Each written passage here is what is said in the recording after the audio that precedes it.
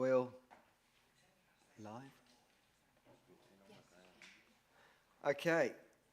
Good morning, everybody, and welcome to today's meeting of Adults and Community Wellbeing Scrutiny Committee. Good morning. Before we begin, there is no fire drill planned, so in the event of a fire alarm sounding, we'll leave through the back of the council chamber and into the reception area and into the car park. I would like to welcome Councillor Wendy Bokett, our Executive Councillor for Adult Care and Public Health. Welcome, Wendy. And I'd also like to welcome Glenn Garrard here, our Executive Director of Adult Social Care. Welcome, Glenn. And I will introduce everybody else as and when we get to the items. Can I have apologies, please, Emily? Thank you, Chairman. We have apologies from Councillor Tracy Carter, Councillor Nicola Clark and Councillor Mike Clark, and we do have Nicola and Mike attending online observing today. Excellent, thank you. And also I welcome Councillor Liz Sneath. Welcome, Liz. Nice to see you here. Declarations of members' interest. If any members finds an interest along the way throughout the agenda, please let us know. Otherwise, they'll be taken as what's already declared. Minutes of the meeting of the 6th of September 2023. To confirm as an accurate, correct record, the minutes of the meeting on the 6th of September 2023.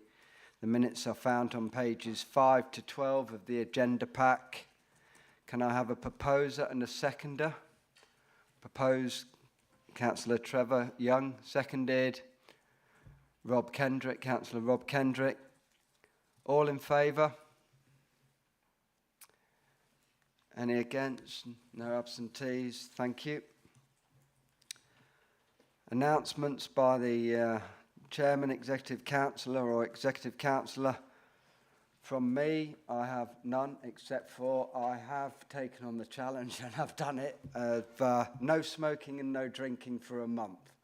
And it's quite an interesting concept, but I thought as we talked about it all last time, I will give it a go, and yeah, quite a challenge.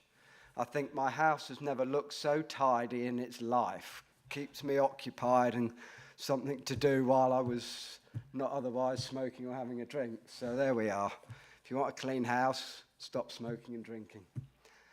Councillor Karen Lee. Chair, I hope that's not obligatory for the whole of committee and the officers. Thank you. Glenn, I believe you've got some comments you want to just refer to. Thank you, Chair. And these relate particularly to two of the items on Scrutiny Committee's agenda today. The first of which, of course, is the CQC presentation. The second is items for scrutiny, for work for the Scrutiny Committee. Members will recall that back in July, CQC undertook the first of a pilot assessment of adult social services within the council. They have subsequently undertaken 4 more. They finished in Suffolk, the last of the 5, a week or so ago, and there is a national moderation panel at the end of this month to look across the 5 pilot reports before proceeding to formal assessments, most likely now to commence in January next year. The Minister is still to sign off the reports, and there is the possibility that the draft report that Councillor Bowkett and I have may be amended as in light of that national moderation panel.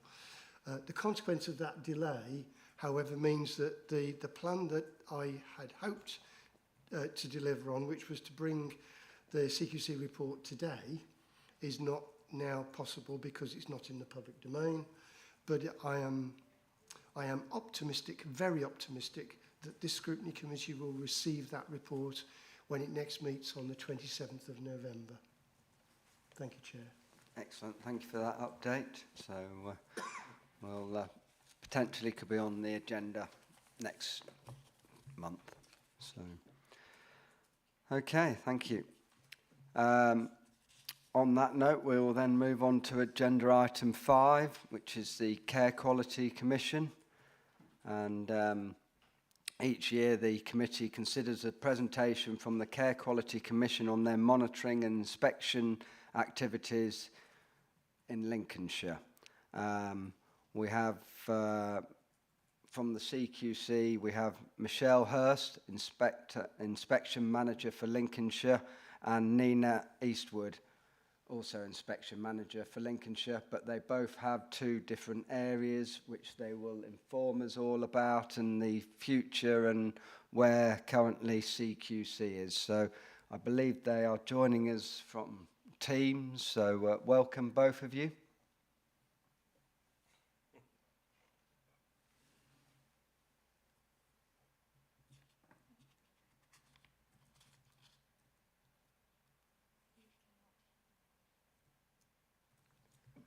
Gone a bit quiet at the minute.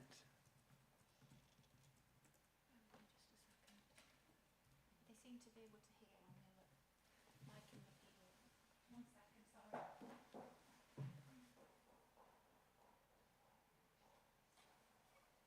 If you go on, we're waiting. We need to just correct what Glenn said about the date of the next meeting. He said the 27th. That's a Monday. I think it's the 29th. It's just if anything's listening.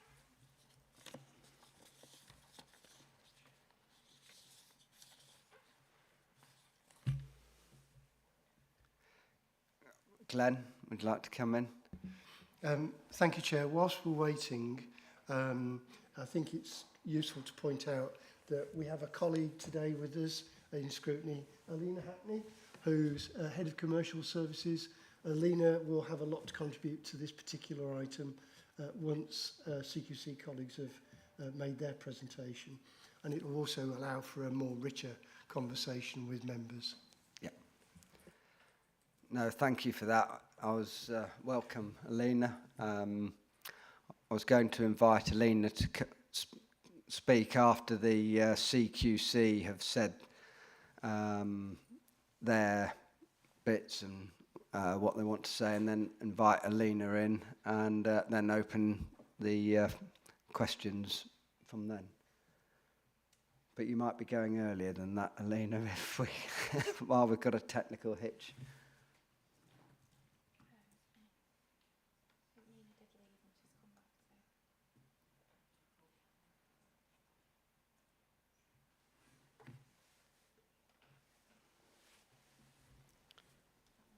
So we have Nina, that's just dropped out.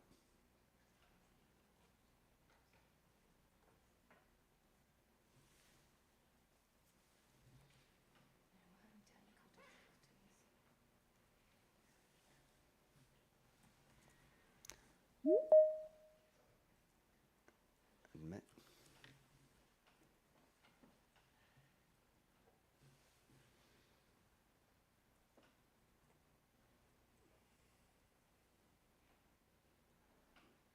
Hello, can you hear me now?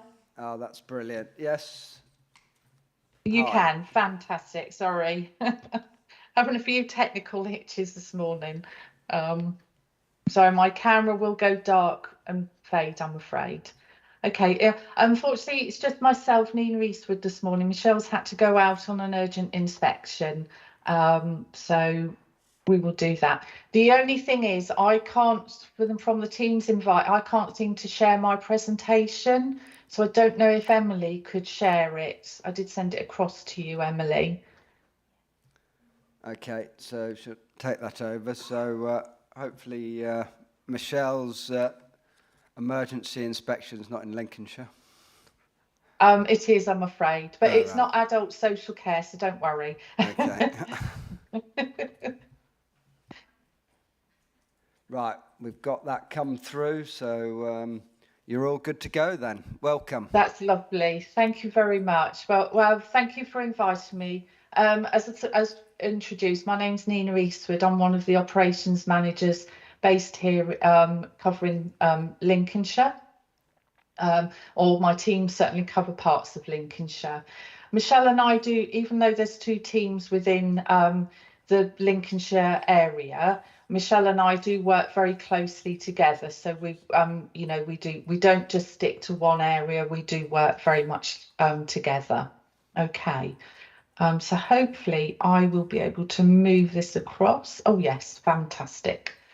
So it's just a sort of a brief overview, and then I will go into the other areas. These are the active sort of adult social care locations within Lincolnshire to date, that was updated at the beginning of this month, divided into the different services across covering nursing, domiciliary care and residential homes.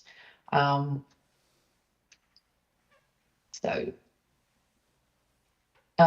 this is a further breakdown. Sorry to interrupt, Nina. It's not moving the slides for us when you move them. So if you just want to let me know to move them, and I'll move them along. Sorry about that. Are we on slide 3? Yes, yeah, on slide 3. Okay, so these are the care homes sort of broken down into a little bit more detail for you. Okay, so next slide, please.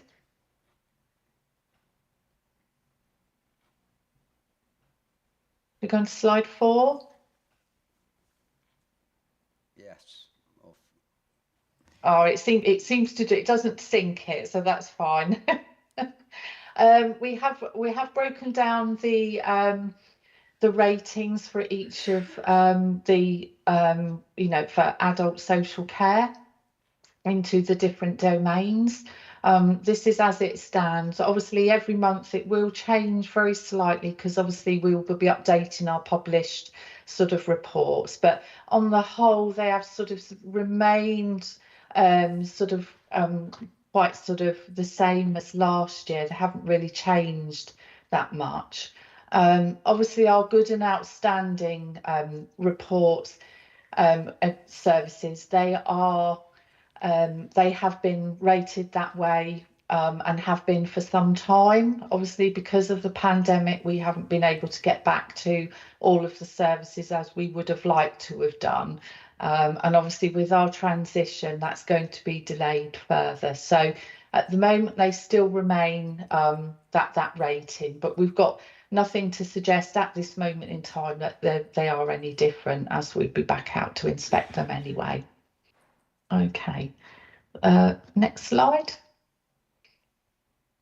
As you can see from Lincolnshire, I've sort of updated just to sort of compare them with the sort of England national average. So just with regards to sort of the ratings, they've remained very much the same. Outstanding slightly higher than the national average at 6.5%. The good services is slightly down from the English national average of 73.2%. The requires improvement is slightly raised again, and the inadequates are raised as well. The inadequates, I would say, is quite sort of fluid at the moment, because those are the type of services that are quite a risk, or we would class them as quite a risky service. So we do try to go back out to them within sort of the 6 months to re-inspect them, because obviously we want them to improve. So hopefully that, you know, it does tend to go up and down sort of on every sort of alternate months really.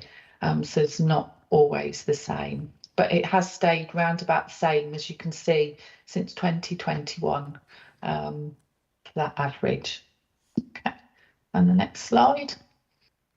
So that was just what I've just been explaining, and we have a couple of them will have improved this month, so those figures may come down, but unfortunately we have had a couple that have gone to inadequate as well.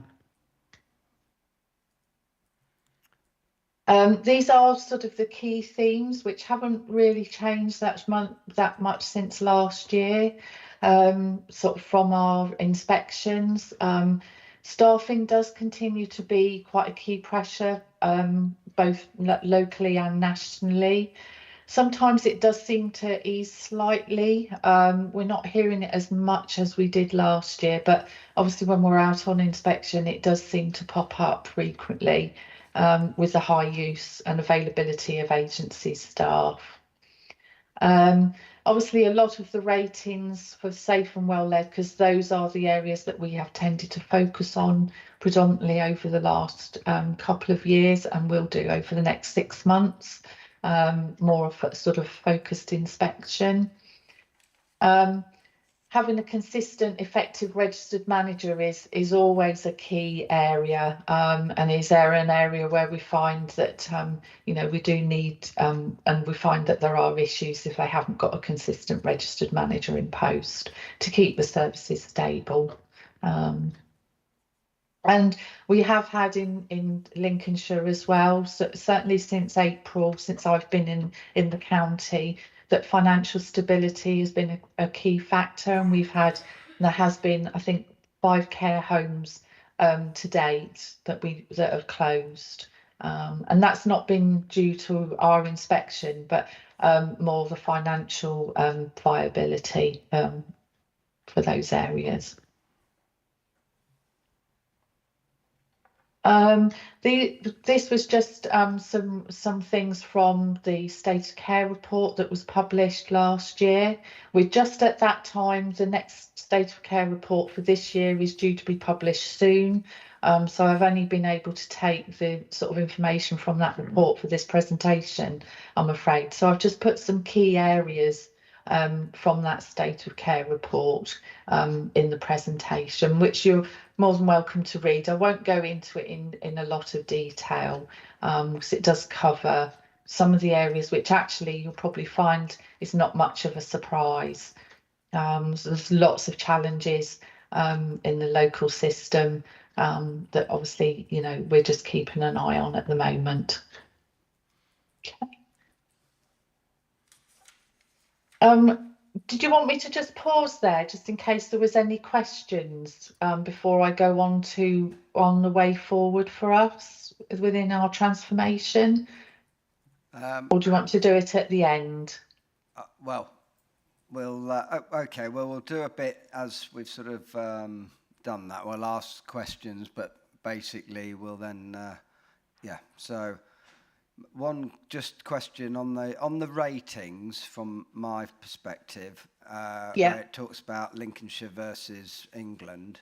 Do we have an idea on the average? Because we're quite a large county with quite a large number of care homes, and I just wonder what the average is between actually our care homes in the county versus the other counties and the care homes, because in some sense we are a bit low, well, we're a bit worse off in terms of require improvements and inadequate, but at the same time I know we have a tremendous amount of care homes, so in some sense I'm not justifying that figure, but I think sometimes it's quite nice to know where we sit in terms of actually how many care homes we've got in our county right against the average in the other counties. Would be quite a nice figure. I don't suppose you got that figure anyway to hand, but it's just perhaps for noting. Yeah, no, I'm afraid I haven't. I mean, the only thing I can say is how I came from Nottinghamshire prior to. Obviously, I've been in the Midlands for some time. Nottinghamshire, they do have a lot more care homes, but they are a slightly bigger county. I would say it's probably the inadequates. Lincolnshire is a bit higher than, say, if you were to compare to Nottinghamshire. I can't give you the exact dates. If I had that information, I would share it, but unfortunately I haven't. But the requires improvement, I would say, is probably about the same. And in some respects that might be due to the fact that we haven't been able to get out to all of those services as we would under our normal return inspection priorities. The pandemic obviously delayed things by a good 18 months for us being able to get back in a timely manner. Okay, thank you for that. I've got Councillor Andrew Key and then Councillor Karen Lee. Thank you. Yes, could I just ask, 35 locations without a registered manager. Now, I'm assuming that doesn't mean there's nobody in charge at 35 of the homes and locations, but could you just explain what a registered manager is? And if there isn't a registered manager, who is in charge there? Thank you. Yeah. Registered manager is obviously by the name of the title. They have to be registered. When a home registers with the Commission, they have to have a registered manager in post. That's really key. And they have to go through a formal interview and process to be registered. Okay, and they do have a legal responsibility for the care and treatment that is provided within that home, or whether it's a care agency or whatever it is. Okay, it doesn't necessarily mean that is the figure 35 is at that time. There may be managers already in the home, which is fine, and some may be going through the process of registering with us. It can take anything from 8 to 12 weeks to get registered, and some of those may be in that process of getting registered. So that number will fall once they get registered with us. Often some homes, they are in between registered managers. Managers do leave, go elsewhere. So they're obviously in the process of recruiting. And that is something that we do keep an eye on. So they may have a manager already in the home, and they are supposed to let us know if they're without a manager or somebody managing the service for any more than 28 days. That is a requirement. They're supposed to let us know that. So it does get closely monitored. Thank you. Can I just come back to you about the registering? Do they have to have a particular qualification, or does the registering just simply mean they're registered with you, or is there a minimum qualification? Thank you.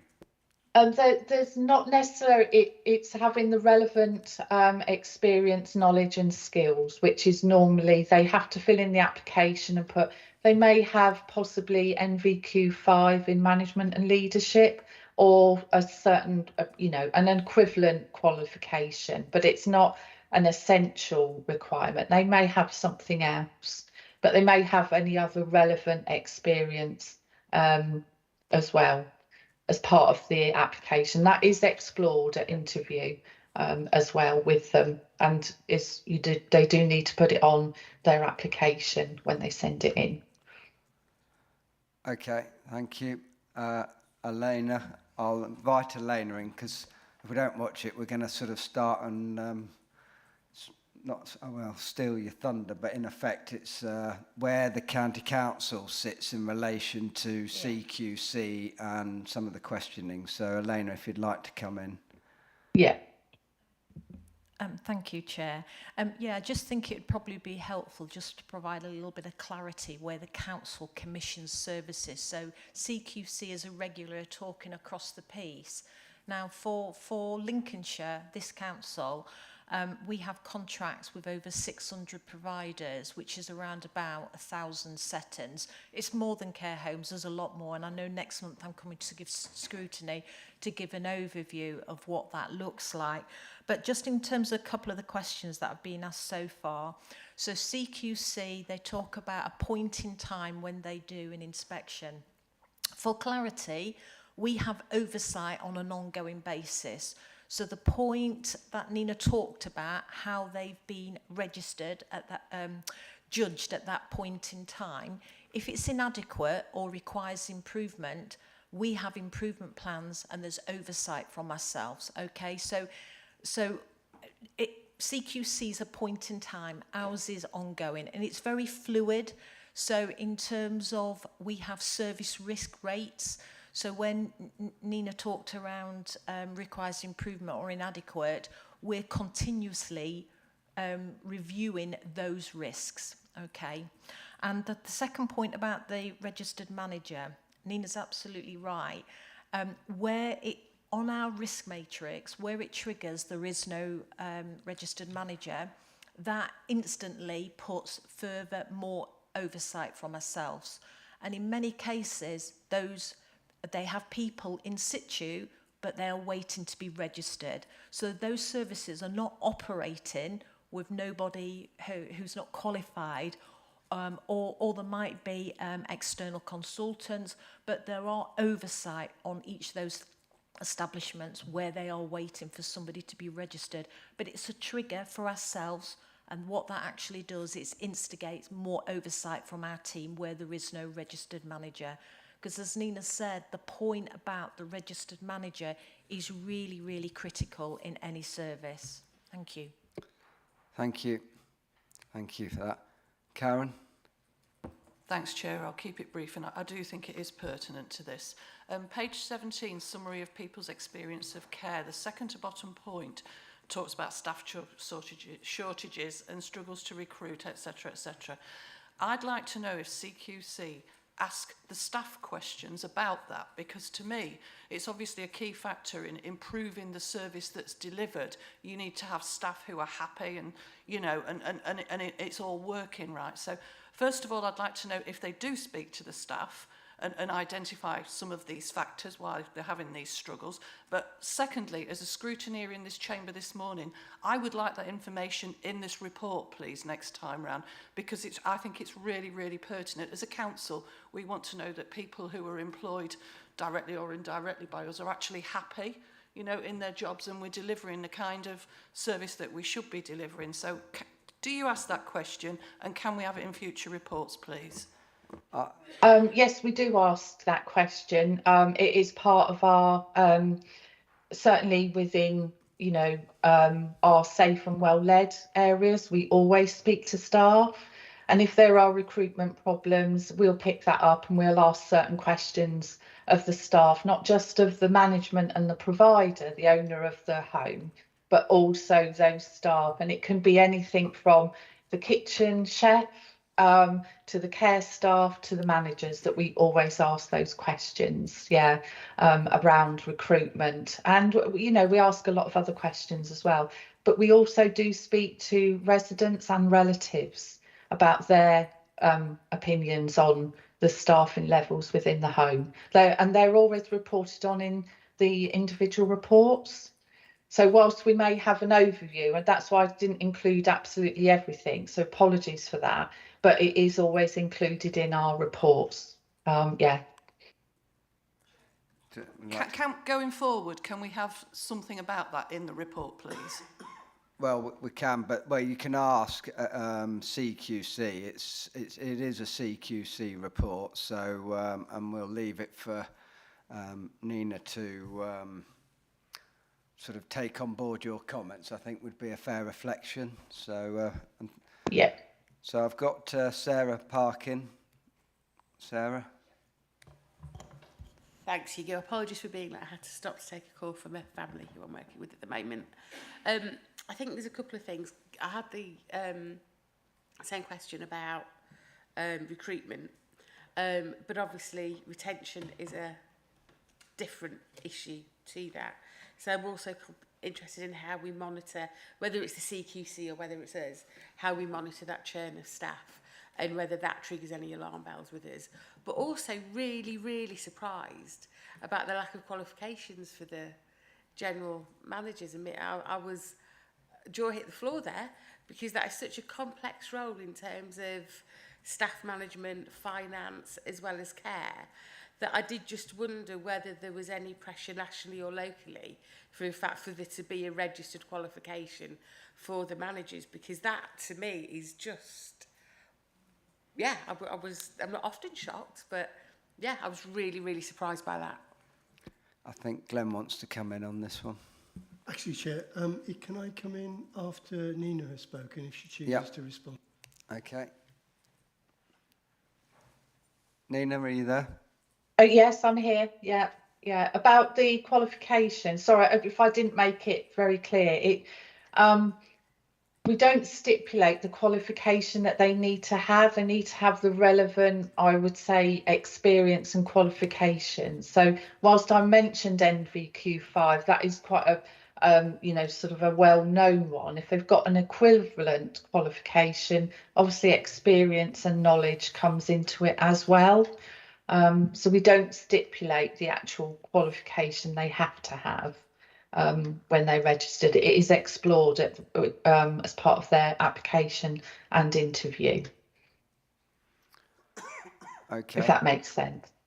Semi, I think in some sense, I suppose, well, it's down to really how, I mean, qualification is not the be all and end all, is it? If somebody really knows what they're doing and they're up to, and everything hits the mark, and there is a standard, isn't there? There is a basic standard, whichever way we look at it, and then how far and what they do afterwards is down to them, and if they do continuous professional development. So, Glenn? Thank you, Chair.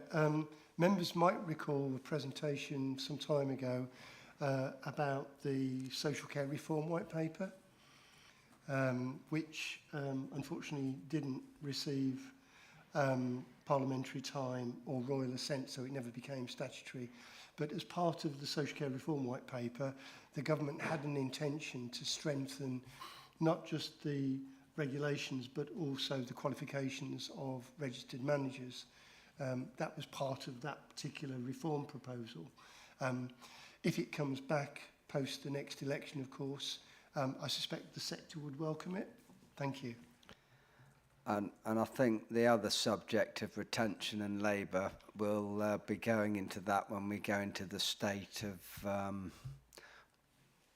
going forward in what Nina's about to talk about next. Mark? Yeah, thanks, Hugo. I'm not sure if this is the right time to talk about this or later, but I'm very concerned about what I read on page 17 of the main report. The two sections, summary of people's experience of care, and inequalities pervade and persist because, and then it goes on to specific concerns and depleted workforce and challenges on the next page. It just seems as if there's a real huge issue there. I mean, just a few choice things. People are struggling to access care. Our health and care system is in gridlock. People stuck in hospital longer. Inability to access primary care services.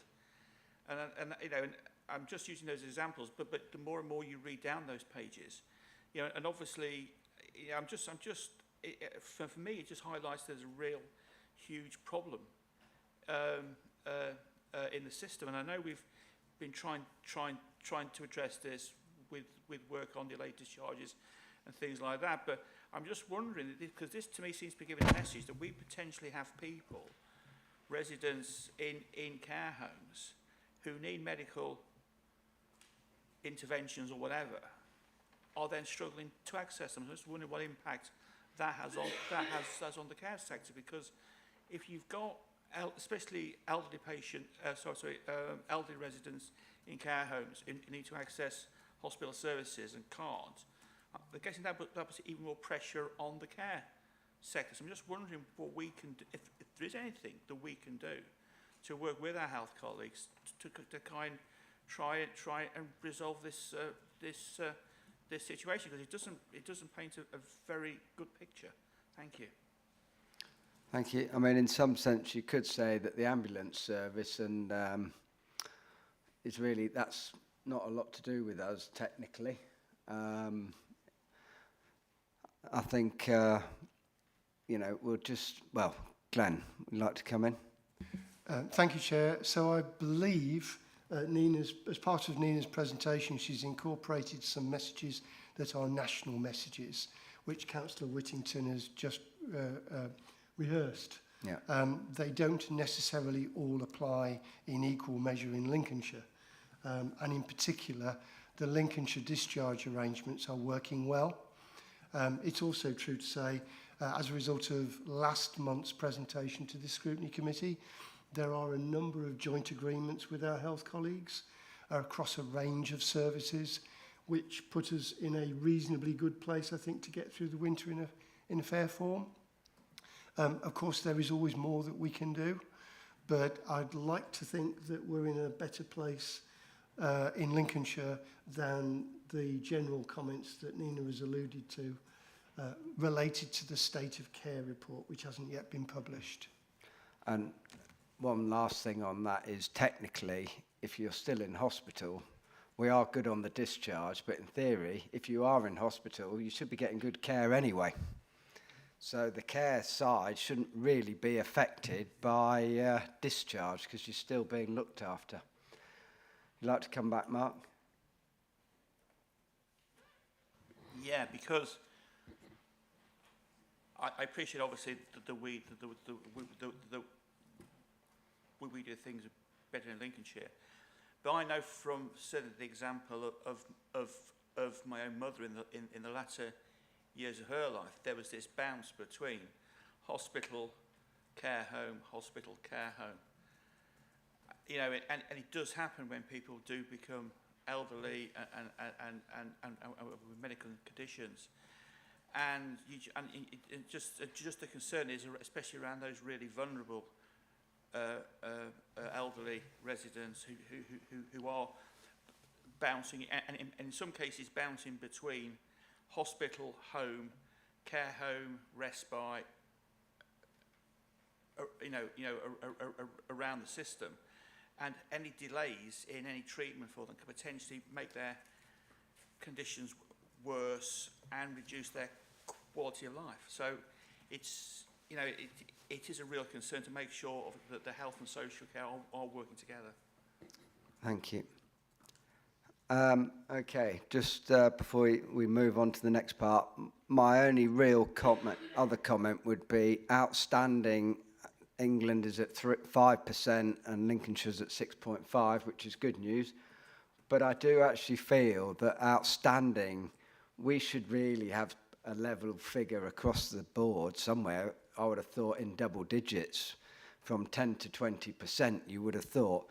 It should be more achievable, or we should have a system that actually does, not just Lincolnshire, I mean UK-wide. I mean, when you think that only 5% is outstanding, you would hope that actually that figure could be higher than actually 5%.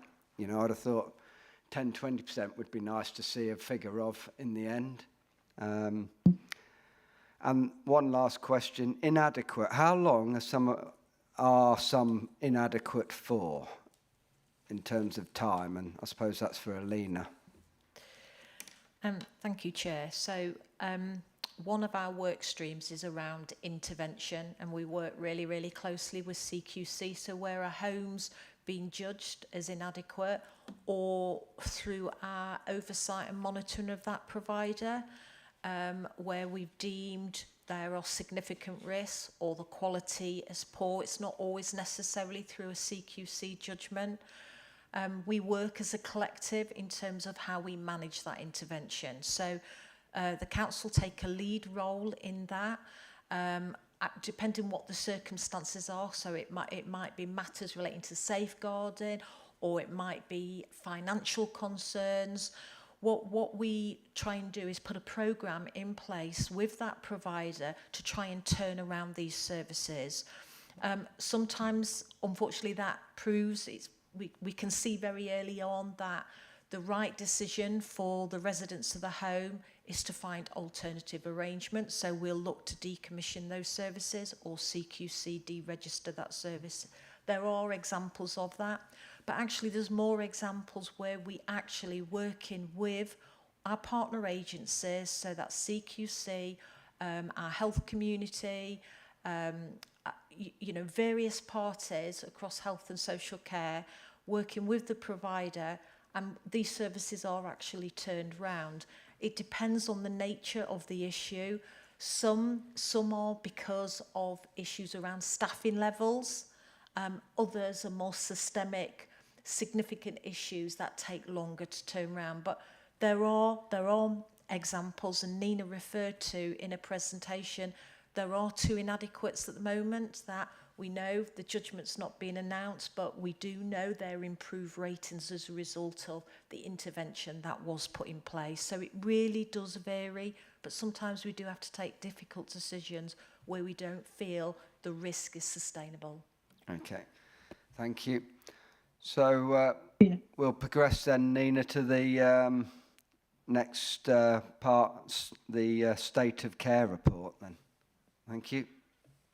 Well, I haven't gone into that in my presentation. I have to say, I've left that for the report, if that's okay, because I wasn't sure how much time I would have, and we could spend quite a lot of time on the state of care, and that is more national.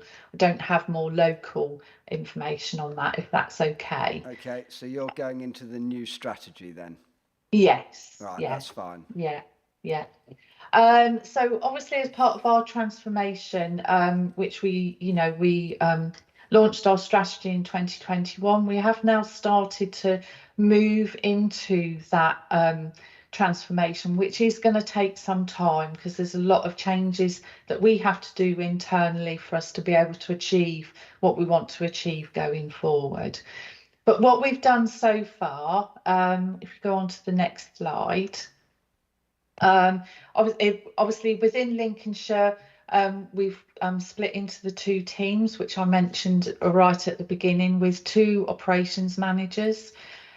Previously, we would have had separate teams for adult social care, primary medical services and hospitals, but now our teams are very much a mix of inspectors. Which are overseen by myself and Michelle. So we've got inspectors from both adult social care, the hospitals and primary medical services. And those are our inspectors and our assessors. We're introducing some new roles within the teams as well. So that's how it's fed. And obviously we've got a deputy director that oversees, which is Greg Riley. Some of you may know Greg, who was in Lincolnshire a few years ago as one of the inspection managers for adult social care. He actually oversees Lincolnshire, Nottinghamshire and Derbyshire as part of that sort of East Midlands sort of cohort there. Okay. And the next slide is just the roles of the different inspector assessors that we've got in each of the teams. Obviously, we're still recruiting at the moment, but we are doing relatively well, and we're hoping that we will have certainly all of the roles filled certainly by next year of inspector, which is the norm as it says. The assessor role is somebody that will monitor and assess the risk across and all the intelligence that we get about all the services across the Lincolnshire sort of patch. And that will help us inform where our inspection activity will be carried out. We're introducing 2 regulatory coordinators and a regulatory officer. And they will help to support not just us as ops managers, but obviously our inspectors around the intelligence and some of those engagement meetings and engagement sort of priorities that we have with some of the services, especially our bigger, we've got our acute trust, we've got our community trust, which Michelle and I are getting to know and have been getting to know them across certainly since April. Obviously our areas within mental health, primary medical services, we're trying to get to know all the different people. And it's a lot of people to get to know, I have to say, but we're getting there. Okay, so and then what's happening sort of nationally is that we will be moving into our single assessment framework. And down in the south, they are starting to, we're doing it in stages. So the south of the region will start to implement that single assessment framework from around about the 21st of November.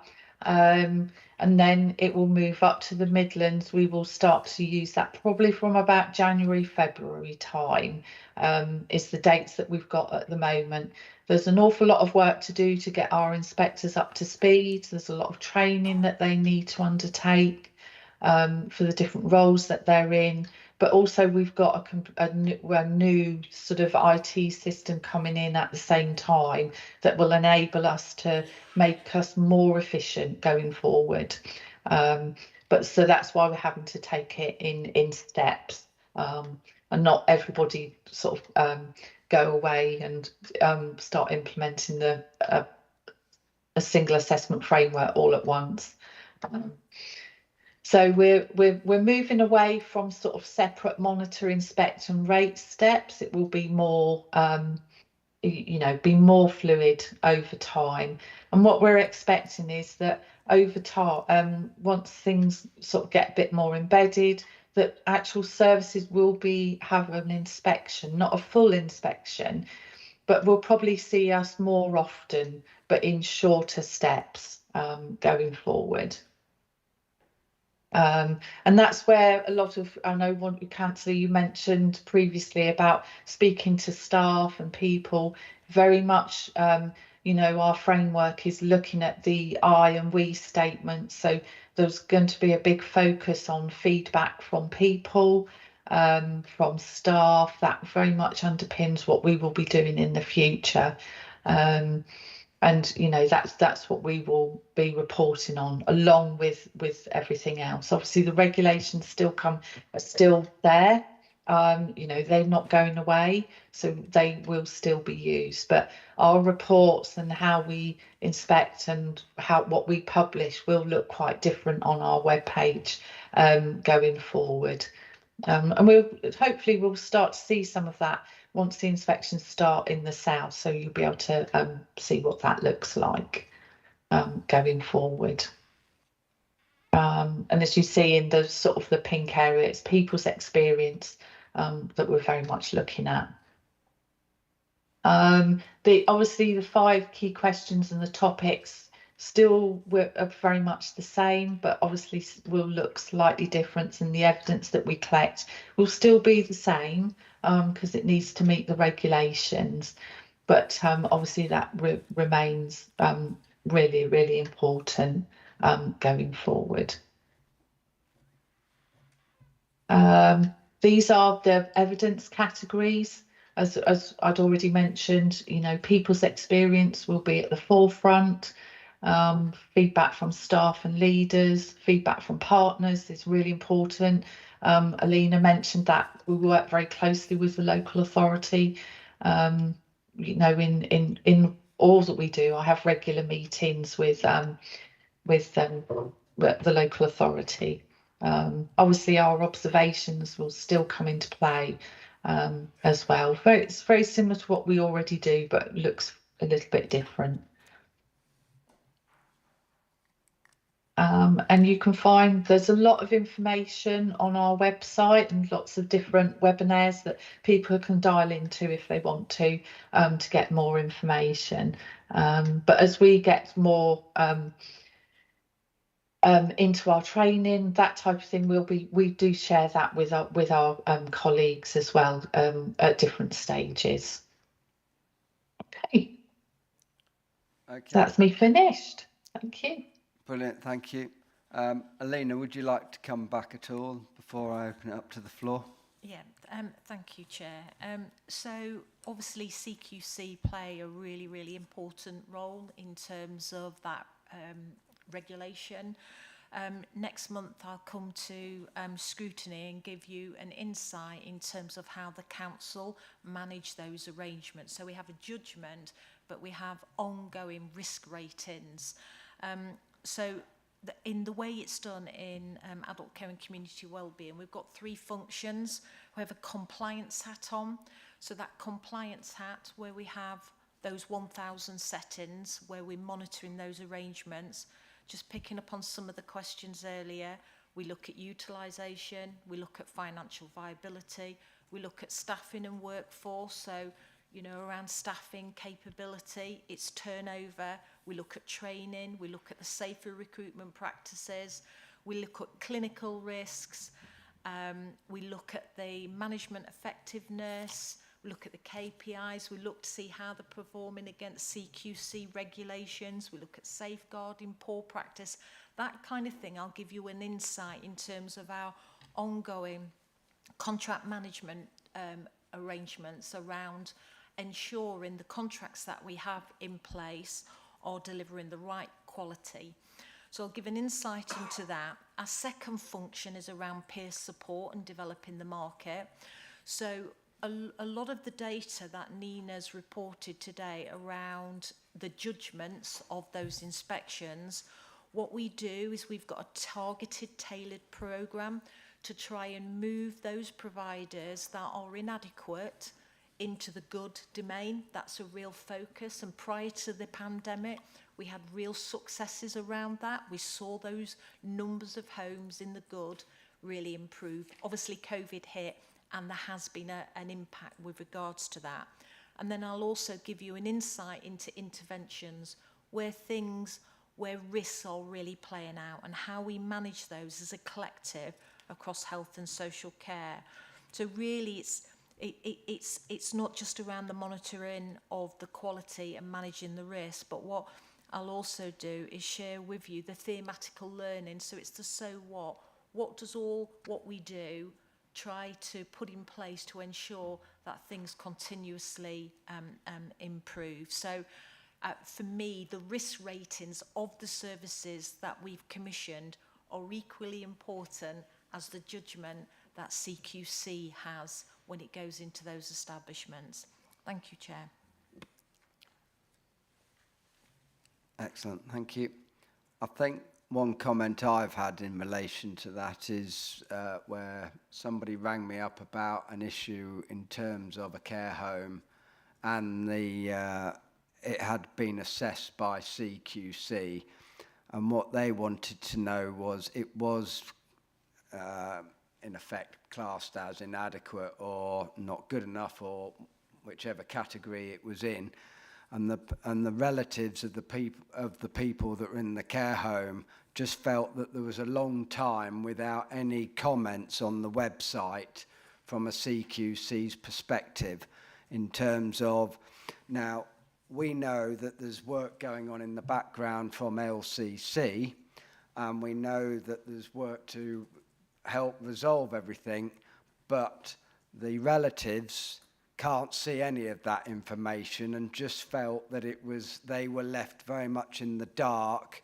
And it was really a bit of a case for sort of Nina, if you could just take that back, whether there is something that you can just put up on a website or something so that the relatives do feel some action is being taken place to resolve the issues. I've got Alina's hands up, so... Yeah. I'll let Nina comment on the CQC website, but Chair, just to provide some assurance, where a home is inadequate, the local authority will meet family members regular to inform them of progress. Okay, that's one of the lessons we learned a number of years ago, pinpointing the points that you're actually raising. Okay. But that's obviously not the website. Okay. Yeah. The website is a bigger, sort of fish, unfortunately, because obviously it covers everything. But, when a service is rated inadequate, we do continue to monitor it, because invariably we have taken some sort of enforcement action, whatever that may be, and obviously we work with the local authority. So we will continue to monitor that.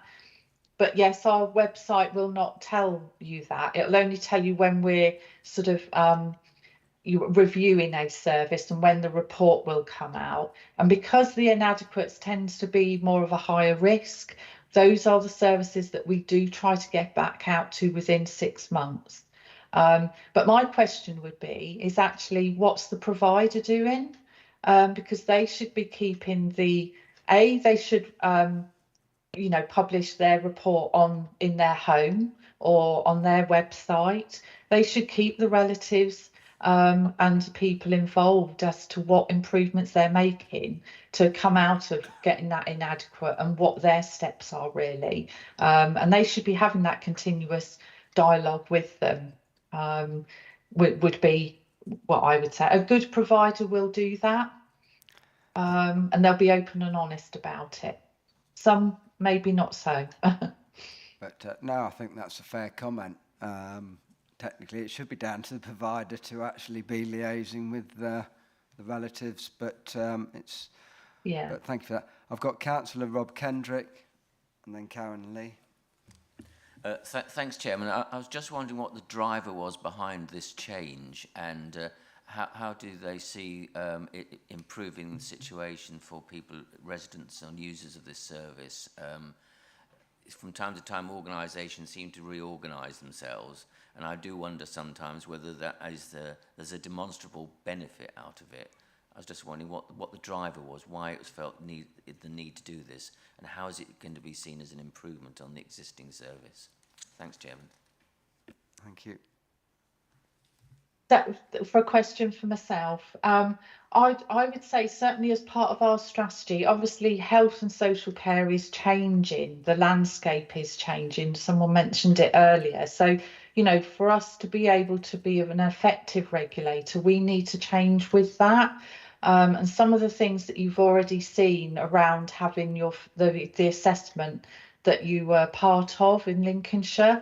And that is part of the assessment, is moving forward to be how do we link health and social care together rather than them being individual sort of silos, really. We need to work more effectively together, and those pathways from people going into healthcare, coming back out into their own home or into a residential home, whatever service it is, we want to be able to regulate that and obviously hopefully improve it along the way, if that makes sense. So we need to change what we do. We've been doing the current way since 2014, 15 now, so that's quite a few years, and we need to move with everybody else.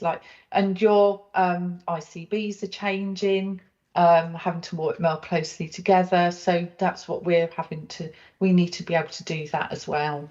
And this is one way of doing it. Yeah. Thanks very much. Thank you. Excellent. Thank you. Karen? Thanks, Chair. I just wanted to raise a few points, really. First of all, in terms of going back to the comments about managers of care homes, I think that qualification is really very, very important. And I've had experience of that. My mum was in a care home for 15 months at the end of her life. And actually, it didn't have a very fantastic record going back, but they got a manager in and she's outstanding. And my mum's experience was actually really, really good. So a good manager can make all the difference. And in terms of, you know, any changes being a year or possibly more away, my mum was only in there 15 months. So that would have been the whole of her experience. We're going to struggle on for another 15 months. So I'd just like to make that point. And I do think that qualifications are important, actually, because it proves that you've got the study, the knowledge, the background. So I don't agree that they're not important. I think they're very important. And that's not dismissing anybody who's not got that qualification. Just think it's an important thing to work towards.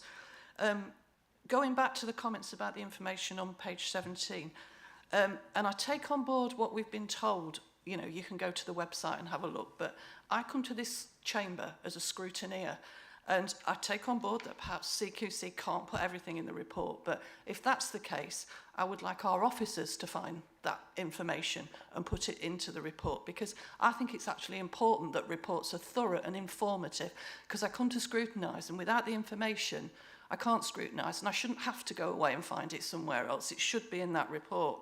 So I'd like to know what are the points in Lincolnshire that mean that we're not recruiting staff in the way that we'd like to, and we're not retaining them, because then you can find out what you need to do to put it right. So actually I would like that in the report, and if it means that our officers put it in, that's fair enough, but I shouldn't have to go to a website for it at a scrutiny meeting.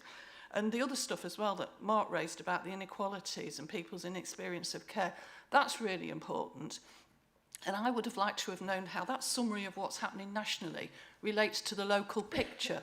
And again, I would like, if the CQC don't put it in the report, I'd like our officers to tell us locally what's happening in terms of that, you know, because it might be really good locally, but to look at that, you wouldn't know it. So that's just a few things. I would just like a bit more information in the reports, because I don't feel that this morning that everything's here. Thank you. Thank you. I think, best thing, I'll cover that one off. It won't do us any harm to have an updated report put on the agenda at some point in the future in terms of workforce development, recruitment and retention. I did speak to Lincolnshire about this the other day, and some of the work that they're now doing to sort of work up within those three areas of recruitment and retention and development. And I agree with you on the qualifications, but I'm actually a very big believer that you should be able to start off at the bottom and gain your qualifications and experience on your career path through. And career path within the care sector is certainly one thing that needs to sort of be an improvement to, because that will give more guidance for people in terms of aspirations and a career path. But we will put that forward. We'll have that on the agenda at some point in the future.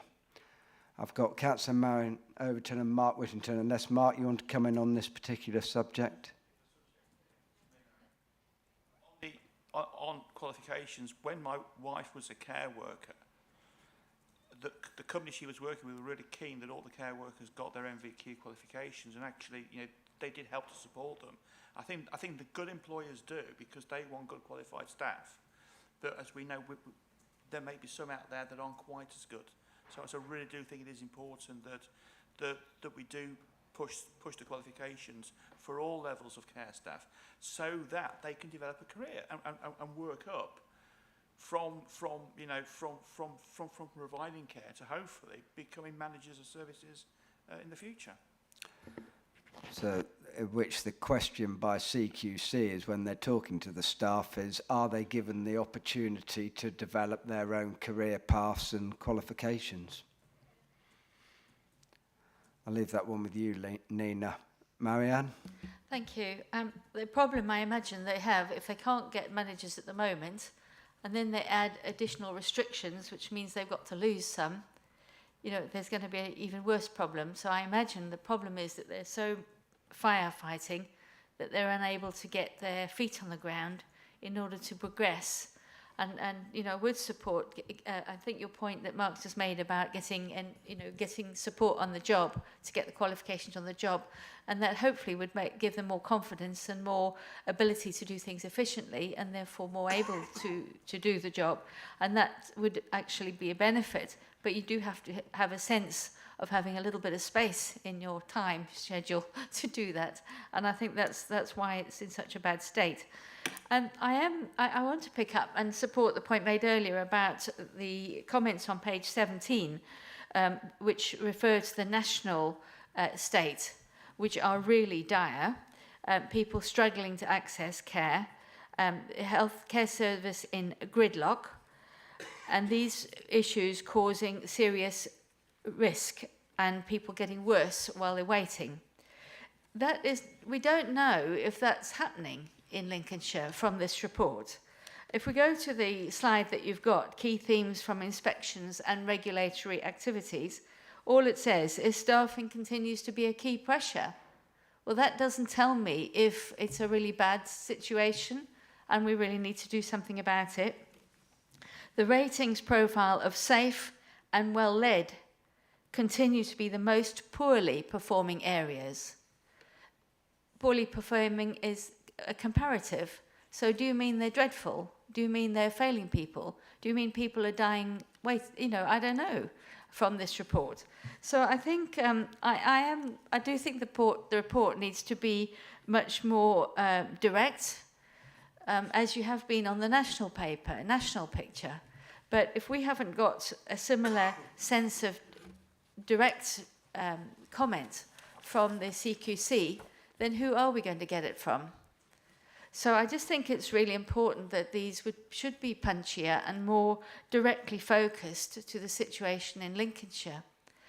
And I would just like to add a thanks to our local officers who's been speaking really well about just how much they've been doing on the ground, which does help to give confidence, but it would be nice to see that reflected in the CQC report. Thank you. Have you got any comments, Nina? No, I mean, we can do that for the future. This was the first one. I didn't have a guide as to what actually you fully wanted in the report. Yeah. I have to say I could only go on what you had last year. Okay. So apologies, we can do it for next time. That's good. Thank you very much. So, Thank you. Alina? Thank you. Just to come back on a couple of the points, not so much the report. Hopefully next month we can give you some insight, but the recruitment aspect, Chair, you referred to this. Actually, the council's invested in, we have a strategic market support provider, and I think you have invisibility of what that provider does. So they work across all care homes in terms of putting in additional training for people to gain further qualifications, but also they run a number of different courses. So when I talked about thematical learning, so if, for example, we saw a particular area keeps coming up time and time again, we'd work with Lincolnshire, and Lincolnshire would put training on to enhance and improve those areas where it's been identified as an ongoing concern. But also there's a piece of work that myself and Pam are doing. It's in the very, very early stages. Retention is a big issue, you know, and that's not just to Lincolnshire. Attracting good quality staff in the care sector is extremely challenging, as it is across the whole of health and social care. We absolutely recognise, so although we monitor staffing levels, what we're trying to do is to bring about initiatives where we can build capacity instead of relying on agency staff, because sometimes we can see a link around poor quality where you haven't got a stable workforce. So we're trying to look to build that capacity, but also work with organisations like Lincolnshire in terms of retaining that capacity. And in actual fact, there's been a number of initiatives over these last few years. So hopefully we can give you some insight into the coming months about where those things have really benefited this county. Just a little sub-part. What I'm looking for is the impact on people. And that is, we got all the numbers, but what is the impact? Thank you. So certainly within the council, there are colleagues who run a number of different survey type in terms of trying to understand people's experience of the service. We'll try and also capture that in some of our contract management visits, but obviously that's from a perspective of where those services are commissioned on behalf of people, which the council put in place. It won't give you the full picture, because obviously, as I've said, the where we monitor is where the council commissions the service. Okay.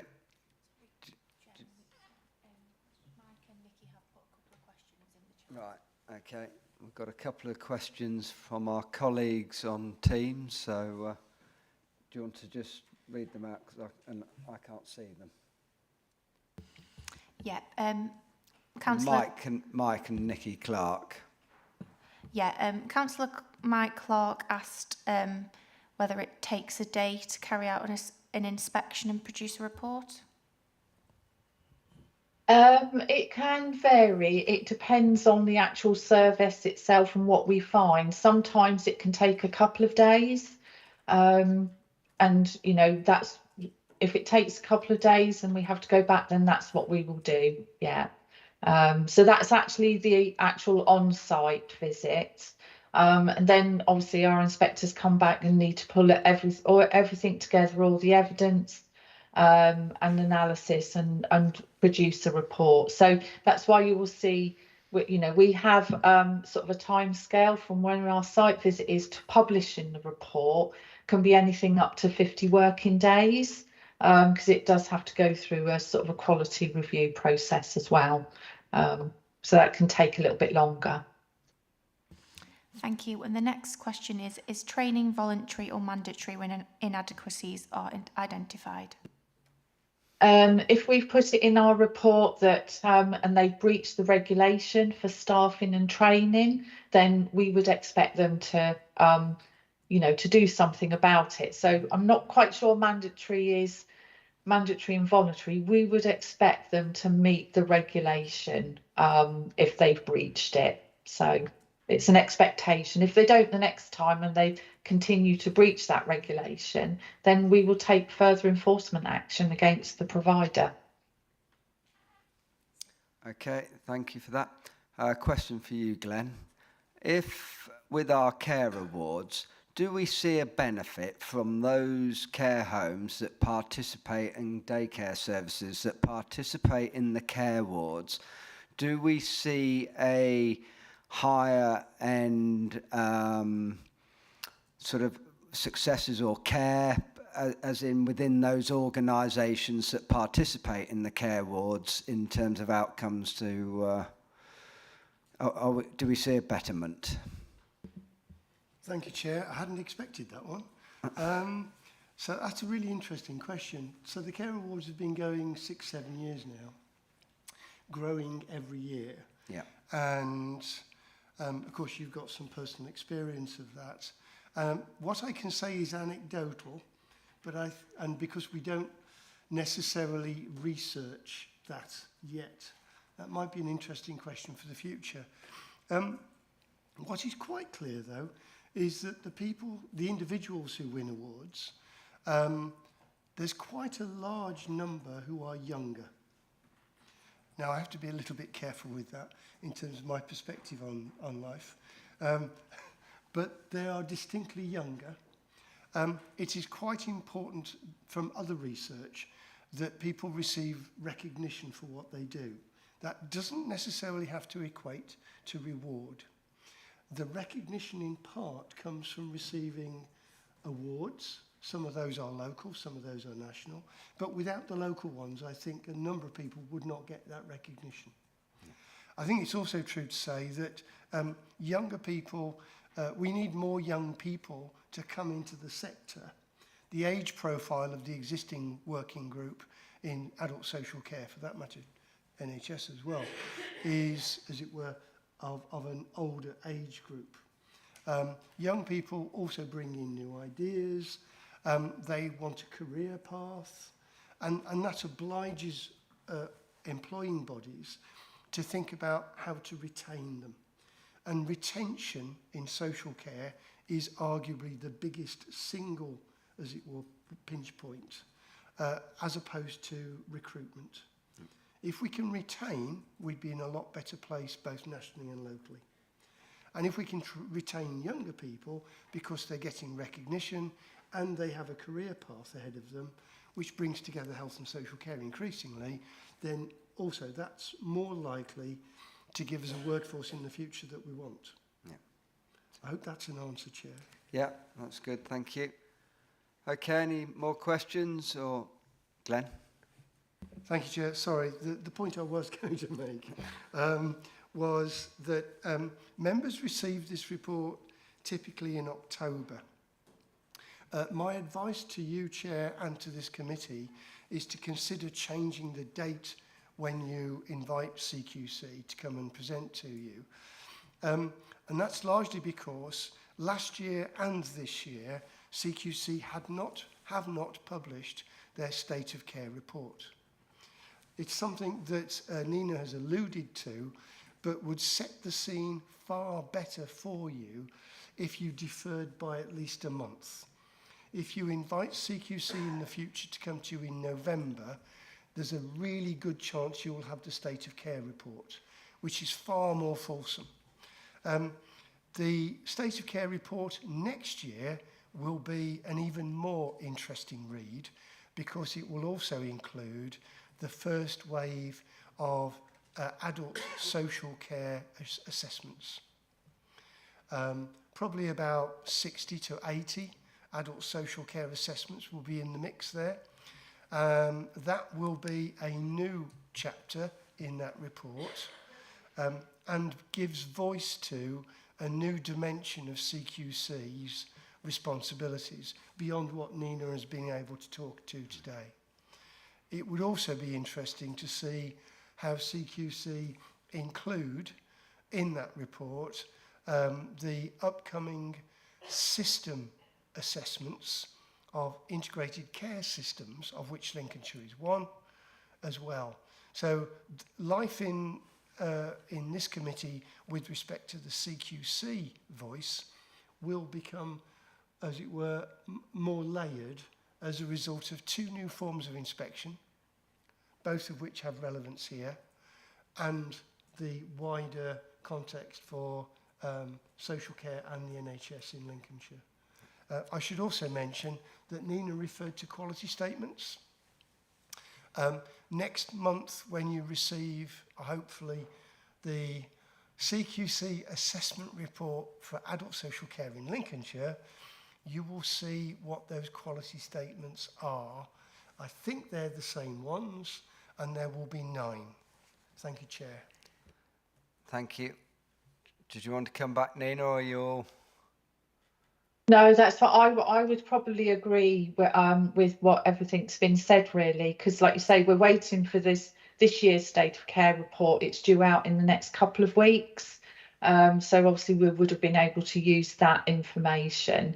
But obviously, yes, the part of the assessment that was already been undertaken is using our new statements as part of that, going forward. That's great, then we'll delay that next year and put that on the agenda. Karen, did you want one final word? Yeah, I was going to propose the same thing. Can we make it come into committee conditional on that report being available rather than might be available? So if it's not available, we just push it back a bit more until it is available. It could be that we just look at actually the agendas anyway and decide that it might be better to do it in January anyway.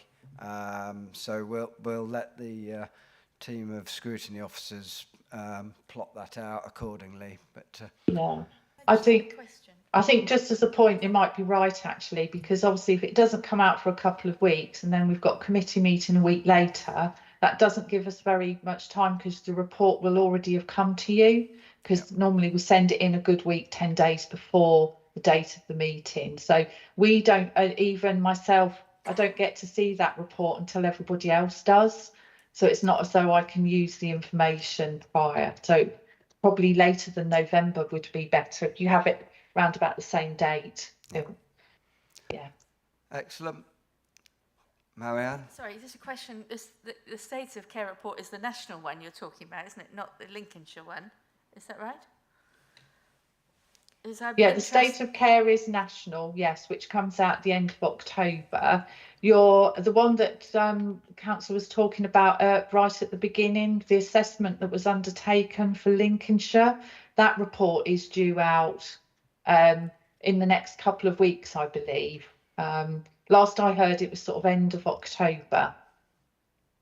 So in effect, we've got national and local reflections on the national picture. Yeah. Okay, well, thank you very much, Nina. That's been very useful. Thank you for coming and for everything that you've told us. No problem, thank you. Wish you well on the new format and look forward to seeing you in over a year's time. Yes, I'm sure. Thank you very much. Thank you. you. Good to meet you all. Bye. Thank you. Bye-bye. Bye. Bye. Okay, I think that was a valuable insight. Glenn? Thank you, Chair. Just as an observation for members of Scrutiny Committee, I think if Democratic colleagues next year can do their best to get a face-to-face arrangement, that would work better for members, I suspect. Make it a lot easier. I would agree. We'll leave that one with you.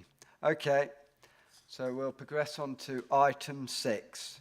Potential topics for scrutiny review by, well, scrutiny panel A, but it's basically the concept of putting a scrutiny review in place. Are we anything to say on it, or are we? Yeah. Thank you very much, Mr. Chairman. The report before you seeks to consult members of this committee, and members will consider whether you wish to suggest a scrutiny review topic for the board to assign to Scrutiny Panel A, as the Chairman has already mentioned. So when considering a potential topic for a scrutiny review, we need to make sure that this topic is not duplicating the work that is carried out elsewhere, and that the scope is not too broad, and an in-depth review can therefore be completed within a set timescale. So in section 6 of the report that you have before you, you will see that we have reflected commentary from the Executive Director of Adult Care and Community Wellbeing.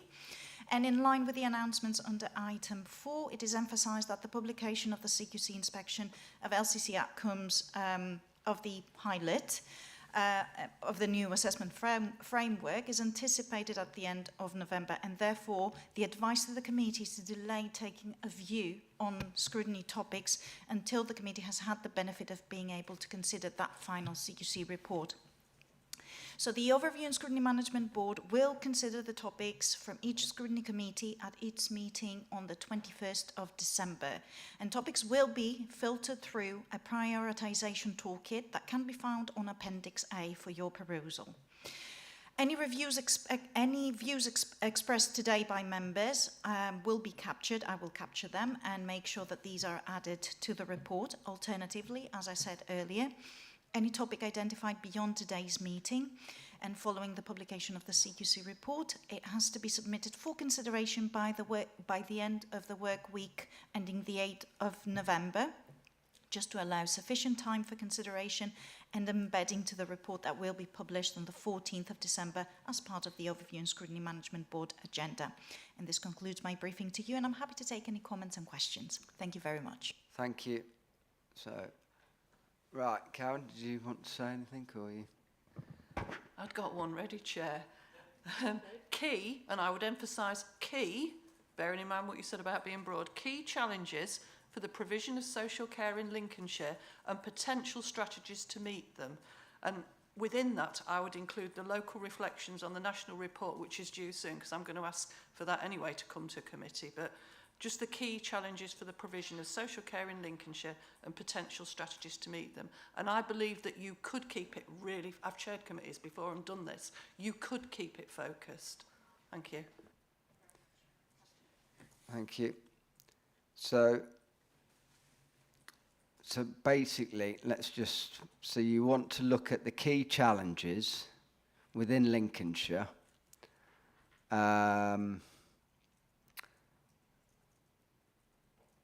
Right.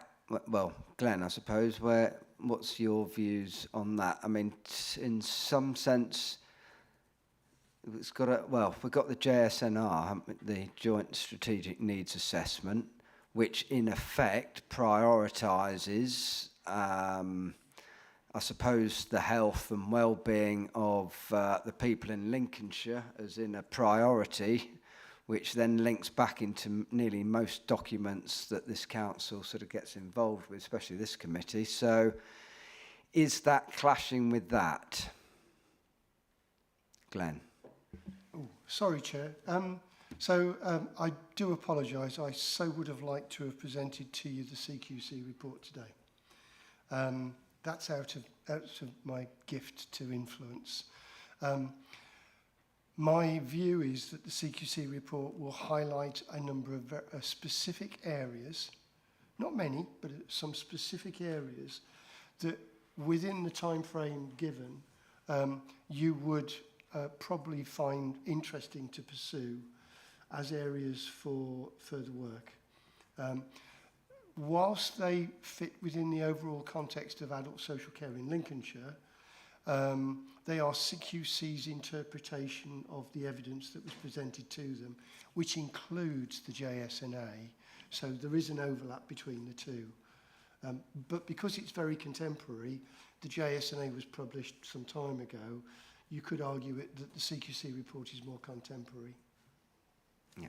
I hope that helps, Chair. Okay.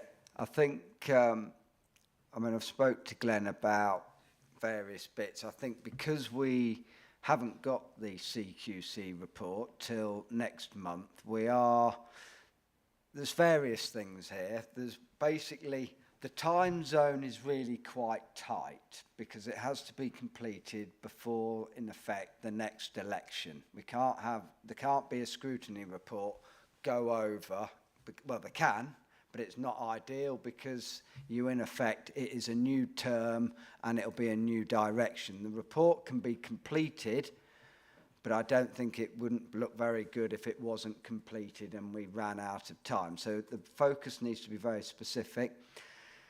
we have got quite a few changes going on within adults, and we've got the CQC report coming out. My view would be to stick with what Glenn's put in this report, which I fully agree with on Glenn's comments. And I think that we get the CQC report, and then we perhaps have a further discussion when that report comes out in the committee, with a view that actually we might not want it to go to a scrutiny review. We might keep it more in this committee under a working group where we specifically focus more on those topics that relate to adults. Might be a better way of looking at that. I'd be happy with that, Chair. Okay, thank you. Mark, did you want to come in? Yeah, thanks. I was listening to the debate quite interesting, because obviously, potentially, well, I know that there have been much mooted adult social care reforms, and they seem to keep being pushed down, and I'm guessing potentially that would feed into that process as well at some point. But since we don't know what the new model is going to be, because that might throw up an awful lot more risks and different ways of doing things as well. But it might be that this is a piece of work that we need to do internally within the committee as well. Just be interested in Glenn's views on that. Thanks.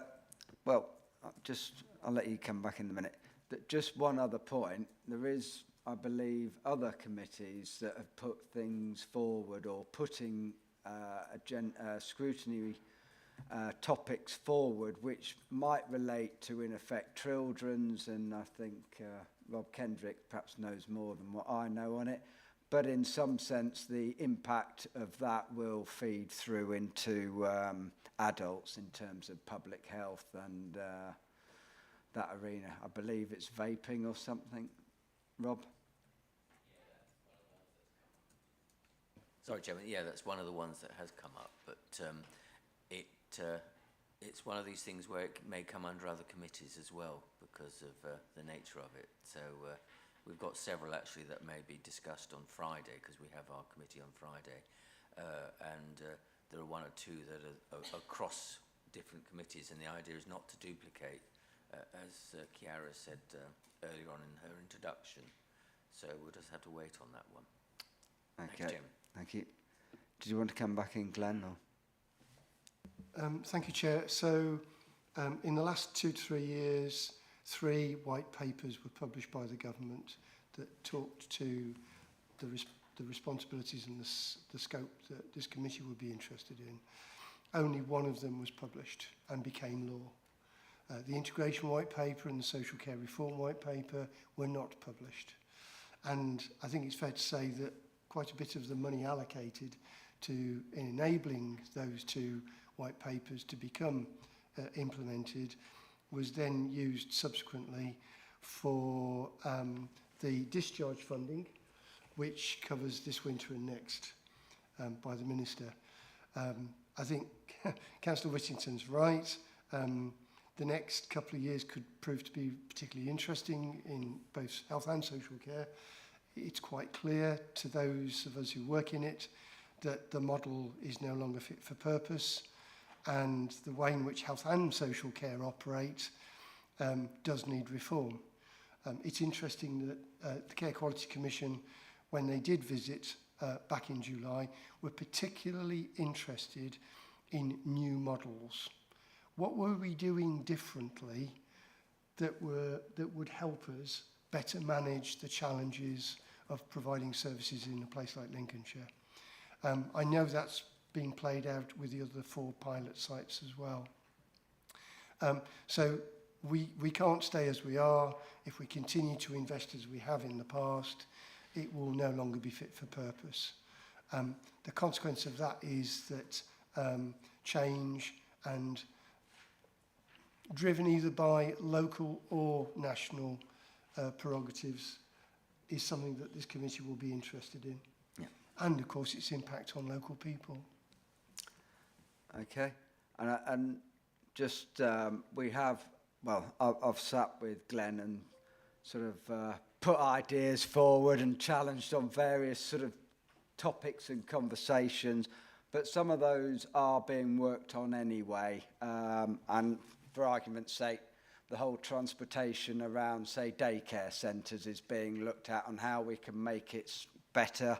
And so in some sense, it wouldn't actually get through the scrutiny review because the point is it's already being looked at and worked upon. So I think it is a good idea to sort of see what the CQC report comes out, and then we'll have another discussion on that agenda item and see where the committee wants to go. Marianne? Thank you very much. Just on the issue of the system's broken, so we have to change it. Have to be really careful about jumping out the frying pan into the fire. You know, I think you're right with picking up the business-backed care homes. You've got to have some really sensible solutions, not just change for change's sake. And that's what sometimes worries me about the management changes in structures, which when the question was asked, how is that going to help you do your job better? I didn't hear a clear answer. You know, and I think this is exactly the kind of thing we have to really be careful about. So really good, solid, sensible suggestions like yours of the care home, you know, of the day care and so on is vital. Thank you. Okay, so we're all happy with that. Brilliant, thank you. So on that, then we'll go on to item 7, budget monitoring 2023 to 24. So welcome Pam Clipsome, Head of Finance. And it looks like we have some finance as well, so we're okay. Thank you, Chair. Morning, everybody. I'd pull out the key headlines in the report. Adult care and community wellbeing as at the end of August for this financial year are forecasting an underspend of just over £700,000. That is predominantly driven by the 6% vacancy rate across the directorate, which is not out with the vacancy levels we have seen in prior years. Adult social care has seen an increase in its residential placements driven by hospital discharge demand. This increase in cost is funded, as Glenn highlighted a few minutes ago, by the 2023 to 25 discharge fund, and we did include that plan for funding both within the budget setting paper that came previously and also in the Better Care Fund that was submitted and approved for Lincolnshire earlier this year. In addition to the discharge funding, and again some of the adult social care funding that was highlighted when the reforms were initially announced, is the Market Sustainability and Improvement Grant. That's included in the report this month. Originally for Lincolnshire, we were allocated 7.9 million. That's a follow-on from the Fair Cost of Care grant we got in 22-23.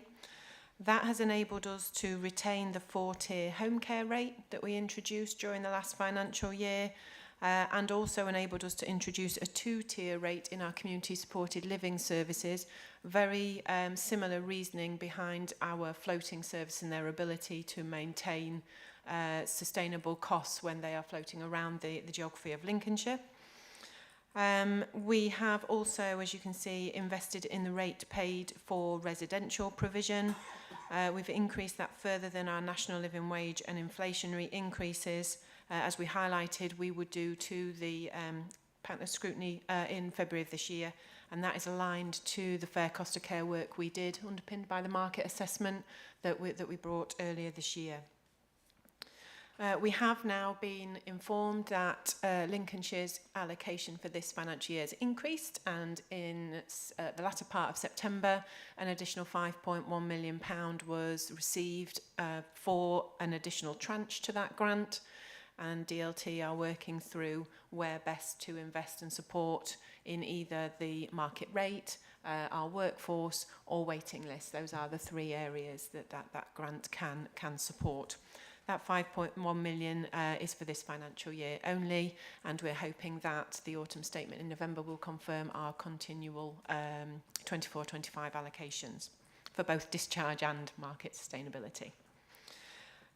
We have introduced into this report some benchmarking that we reference when we do our financial monitoring throughout the year. The Empower Index, which I think you have seen before, Chris Erskine's brought that as part of the work that we've been doing over the last 2 years. That continues to indicate that Lincolnshire is achieving better outcomes for the lower spend, whilst also, as you can see, some of the later graphs in there, caring for our expected demand levels for a population our size. So we're not seeing too few or too many. It gives you an indication that the volumes are about the right level, particularly when compared to England average and East Midlands, which is shown on the graph. There are some new reports that have been published now across all local authorities, which are publicly available, and we can start to build in feeds on the back of the fair cost of care work and market sustainability grants as part of the conditions of receiving that income. Councils had to publish the rates paid for residential CSL home care, for working age adults and older people, so we can now benchmark where our rates sit compared to every other local authority, and we compare that now for both us as East Midlands but also then against that England average, and we can start to build those into this report as well. Looking forward, the medium-term financial plan obviously continues to show increase in costs, predominantly resulting from the forecast increase in national living wage, which, if everybody saw that announcement last week, is looking to go up to the £11.16-ish mark forecast for the new financial year. Adult Care and Community Wellbeing have built that into their medium-term financial plan, which is about to go through with all the other directorates, that financial budget setting process, which culminates in the February approval, February 2024. The second driver is that continued increase in demand.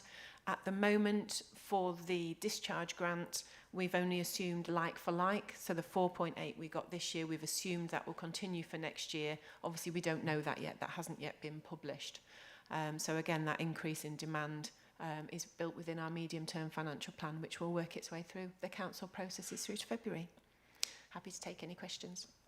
Okay, thank you. I think just two comments reference the summary boxes. It could do with a little M after the figure. Oh, yeah. And the other thing is, just because we look like we've got an underspend, don't all start rubbing your hands thinking, here we go, because we haven't got through winter yet. So, yes. And out the other side. Yeah. We do obviously have seasonal variations in here, but please remember, Glenn and team spend 900,000 in a day, so it is not a massive underspend and can fluctuate quite quickly. So, excellent. Right, I've got Mark and Karen. Thanks, Hugo. I think the question of, well, the observation I was going to make about the £700,000 seeming a lot of money, I think it was answered by Pam when she said we spend £100,000 a day. So it's great, and it looks a lot of money, and you know, and to most people out there, £700,000 sounds a lot. The reality is it's a very, very small margin of error. I obviously looking to the future, and I know obviously you were saying that the increase in demand this year being met by the delayed discharge funding, which is great. But obviously, as you've highlighted, there are some sort of cost pressures coming down the line. Sorry. That is, you know, and I'm guessing that there's some of the increased demand in growth is going to be down to both discharges from hospital, but also new people going to service. I mean, obviously, delayed discharge grant is non-recurrent funding, where I'm guessing, whereas the demand is recurrent. And I'm just wondering if you just give a bit of assurance around, I don't know, as much as you can. But to me, there's potentially some risk there that if that grant doesn't come forward again, or whatever, potentially we have got a risk, you know, a risk in the system. So just one just what level of risk have we got, and what mitigations potentially have we got if that grant funding was to suddenly, you know, for whatever reason, either be reduced or stopped. Okay, Glenn, you... Thank you, Chair. Pam will correct me if I get this wrong. So over the last 5 or 6 years, there is an increasing trend by government to provide in-year grants. That was particularly noticeable during the COVID years and has not stopped post-COVID. It was always the case that governments would allocate some funding. In my time here, nearly 12 years, that's been the case every year, which does make MTFPs a bit of a best wish kind of analysis. The number of grants allocated in year has grown, and we don't always get very much notice. Last year's discharge fund came literally at the end of November, and we had to spend it by the end of March. This year, at least, the government had heard the message that earlier would be better in terms of impact, and we received notification much earlier than we normally do for the discharge grant. What is very clear, though, is that that trend is probably not designed into the system. It's a drift at national level, and also that it is likely to continue for the foreseeable future, subject to, of course, national elections. The biggest impact that I foresee on the MTFP, which I think Pam is bringing to you next month, will be the apparent cliff edge of having both the market sustainability grant and the discharge grant and the BCF all ending, apparently, at the same time. Of course, they won't end. Well, some of them won't, but it is quite clear from a planning point of view that we are having to make assumptions that are, as it were, subject to national determination. I don't know if Pam wants to add. Yeah, the only bit I would add is, for me, it's a balance of risk. We can paralyse ourselves in a short-term view and not do anything, which is where we did find ourselves to a degree in COVID, wasn't it, in terms of all this money that came out and a quick turnaround of time, and we did our best to ensure we provided that sustainability to the market. The financial maturity that adult social care has now and the intelligence you get across the market and across the teams, we're now in a position, in my view, to manage that risk far better. So, for example, we knew last year when we did the market assessments, our home care rates and our CSL rates were not helping our providers to attract and retain the workforce. We knew the geography of our area was not reflected. So we utilised the grants actually to make that long-term decision. We know we needed to do something. Yes, okay, the funding may disappear in 2025, but the likelihood of that is very small. So against the balance of risk, against what's the right thing to do to sustain the workforce, again, very similar conversation that we've just had with DLT for the money that's come in. Do we put it on the rates?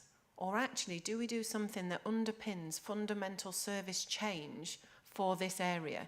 That better integration with health and social care, implementing and supporting an intermediate care layer, driving with our providers those real high-risk areas of mental health care.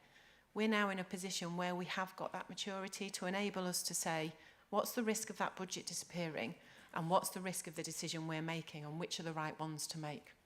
And that's a very different position to where the Directorate was in three years ago. Okay, thank you. Karen? Thanks, Pam. You spoke about the £5.1 million, is it the market sustainability grant? And you said it could only be spent in 3 areas, but I couldn't write as quickly as you were talking. So will you say them again slowly? Yeah, so it is market sustainability, but that can be spent on 3 areas: investment in workforce, investment in the rate we pay for the care, and investment in bringing down, maintaining, depending on where your starting position is, the waiting times across adult social care. Thank you. Okay. I think for me, when you sort of read this report, which is very good, the frightening bit is the conclusion. Next year, you know, the medium-term financial plans forecasting increased pressures of 13.5 million, and that just shows, I think, the pressure and the scale of what is coming at us, and the work that needs to go on to sort of reduce the costs the best we can, and to sort of manage expectations and what we do and how we're going to sort of set and achieve budget next year. But we've got a couple of months yet to go before we start those talks. Wendy? Yeah, I just want to thank Pam because she keeps us in line and she keeps us all the figures in the right order and not going into the red. So she does a wonderful job at working, as she calls it, her sausage machine, to keep us it all regulated. And now we've got this extra money. She's wonderful. Yeah, thank you very much, Pam, for your hard work. Thank you. Thank you. And we've got Councillor Mike Clark back online, wants to ask a question. Yes, please. So the first question that Mike's asked is, bear with me. We received £5.1 million in August. What are we doing with this? Yeah, so we're working through, again, like I say, what is our longer term aim for our services now? Where would we get that best outcome for predominantly sustaining our workforce? So on the 29th of September, we needed to submit our high level intentions for use of that funding. We are looking at supporting our mental health provision. It's our largest area of demand, our largest growth in cost. And then on the wider footprint, how we're supporting providers, all of them, regardless of which client cohort they're providing, in sustaining that workforce, looking at those different models and helping providers. So we're currently in consultation with providers, and then we'll bring that back through the next finance report that comes in. But those are the two key headlines. Thank you. The second question is, for the Adult Social Care Investment £15 million programme, it only shows allocations of 10.5 million. What happened to the other 4.5?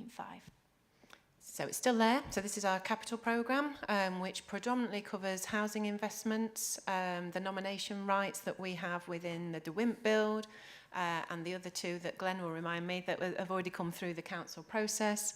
And we're in discussions at the moment with Councillor Bocote and wider members across the council about investment in day services.